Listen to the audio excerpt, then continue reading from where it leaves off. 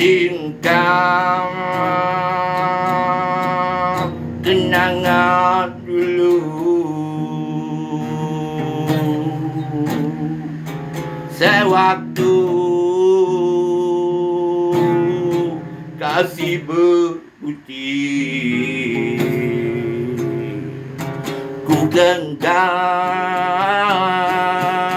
erat tanganmu, kau tunduk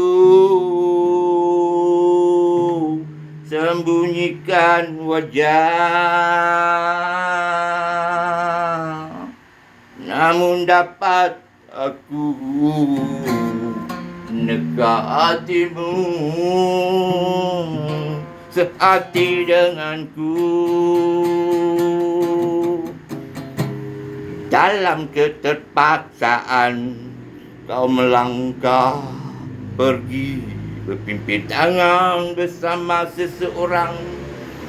Dikala larut malam waktu sebegini, saat menjelang pagi hari raya, tinggal aku suram.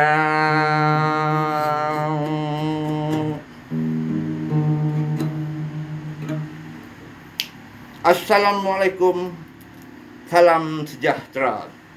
Ucapan khas dariku untuk masyarakat beragama Islam seluruh dunia. Selamat menyambut Hari Raya Aidilfitri. Dan ucapan khas untuk diri aku sendiri.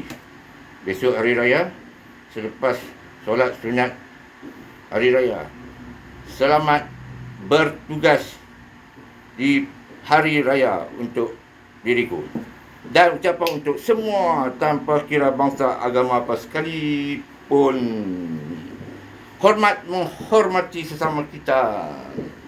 Mesra kasih dan sayang sesama manusia.